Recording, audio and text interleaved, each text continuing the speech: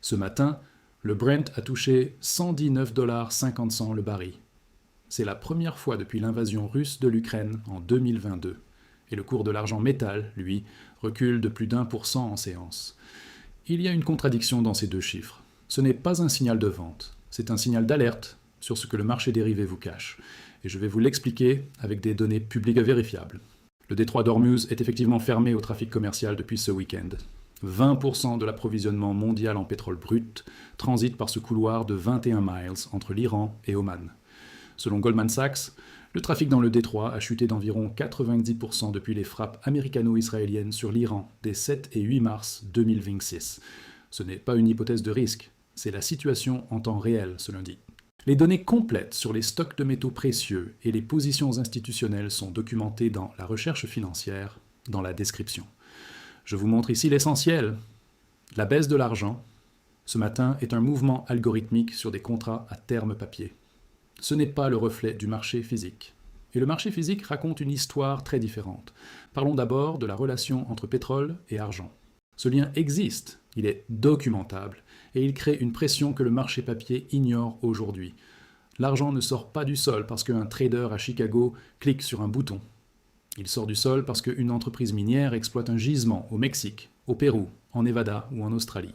Cette opération implique des excavateurs diesel, des camions de transport, des broyeurs alimentés en électricité, des fours de fusion à 961 degrés et des navires cargo pour acheminer les lingots vers les marchés. Chacune de ces étapes, de la première pelle de terre jusqu'à la livraison chez le revendeur physique, est libellée en énergie.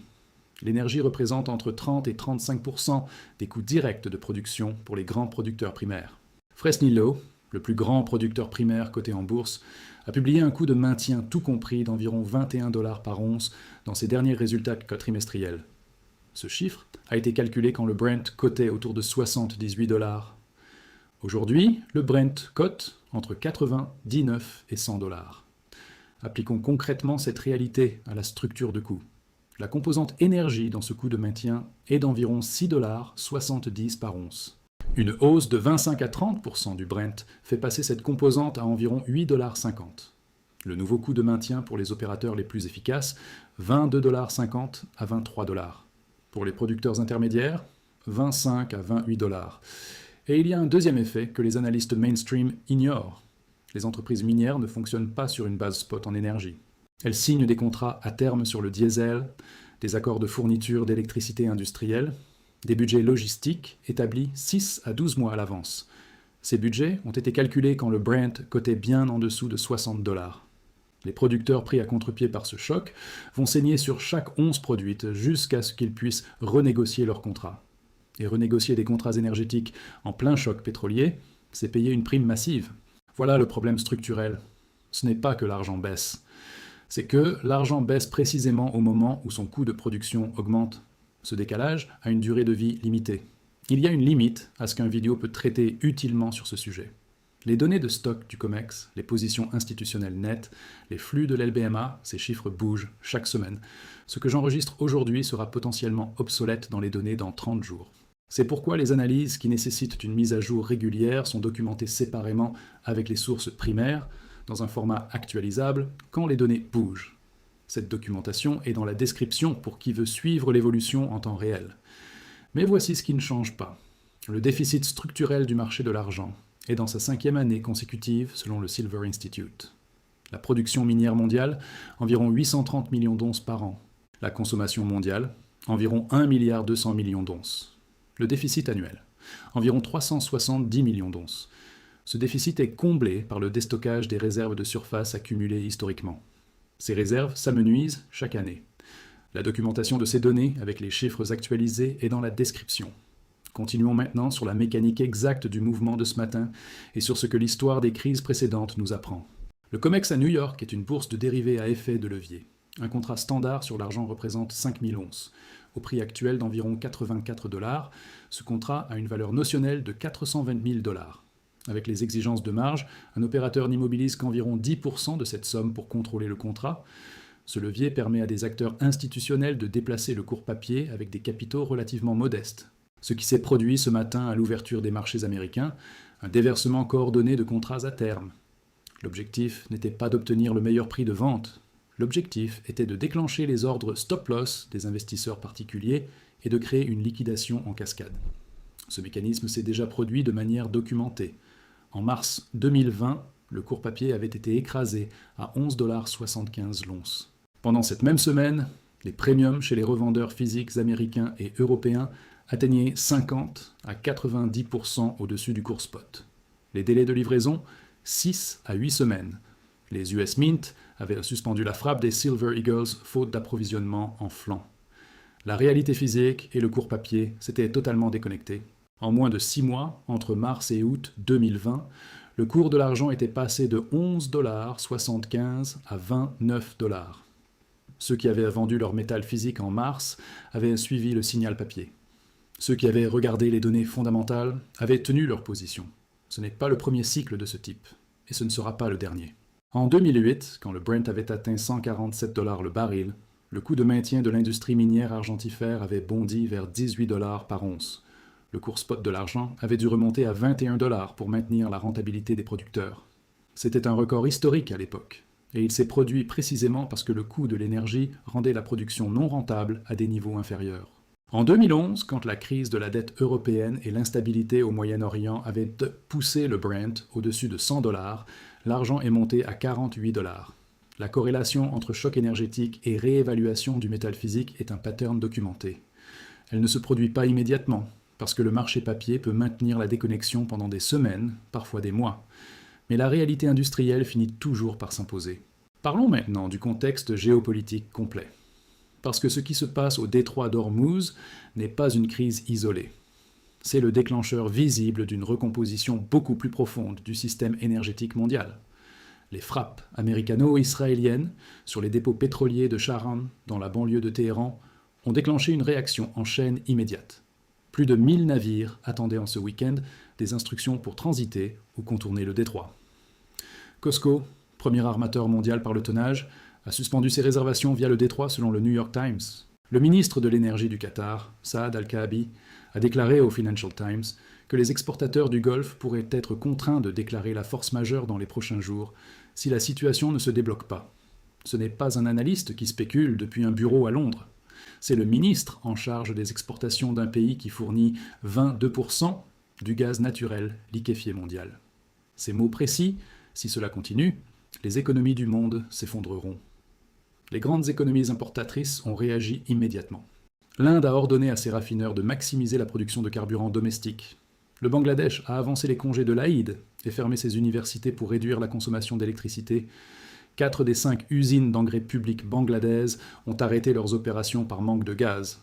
Le Japon, qui importe plus de 90% de son énergie, est en alerte maximale. La Corée du Sud, qui dépend du pétrole du Moyen-Orient pour 60% de son approvisionnement, évalue des plans de rationnement. La Chine, premier importateur mondial de pétrole, tire plus de la moitié de ses importations maritimes de la région du Golfe. Ces réactions ne viennent pas d'analystes qui commentent des risques théoriques. Ce sont des gouvernements qui gèrent des pénuries réelles aujourd'hui. Voici maintenant pourquoi la politique des réserves stratégiques ne résout pas le problème. Les États-Unis détiennent environ 370 millions de barils dans leurs réserves stratégiques de pétrole. La consommation américaine est d'environ 20 millions de barils par jour. Même une libération totale de cette réserve, ce qui ne se produira jamais, couvrirait 18 jours de consommation domestique. Les pays membres de l'Agence internationale de l'énergie détiennent collectivement environ 1,5 milliard de barils en réserve stratégiques. La consommation mondiale est d'environ 100 millions de barils par jour. L'ensemble des réserves stratégiques mondiales de l'AIE couvrirait donc 15 jours de demande mondiale. 15 jours. C'est le coussin entre l'économie mondiale et une pénurie physique d'énergie si le détroit d'Ormuz reste fermé. Et les pays du G7 ont déjà partiellement consommé leurs réserves lors de la crise énergétique de 2022, quand ils ont tenté de plafonner le prix du pétrole russe. Le coussin réel est plus mince qu'il ne paraît sur le papier. Maintenant, parlons du contexte macroéconomique plus large. Parce que ce choc pétrolier ne s'arrête pas à une ligne sur un graphique du Brent. Il s'inscrit dans une dynamique de stagflation que les banques centrales redoutent plus que n'importe quel autre scénario. La stagflation, c'est la coexistence d'une inflation élevée et d'un ralentissement de la croissance économique. C'est le scénario cauchemar pour la politique monétaire, parce qu'il paralyse les outils habituels. Si la Réserve fédérale veut combattre l'inflation, elle monte les taux. Mais monter les taux dans une économie qui ralentit, écrase les entreprises, augmente le chômage, risque de déclencher une récession.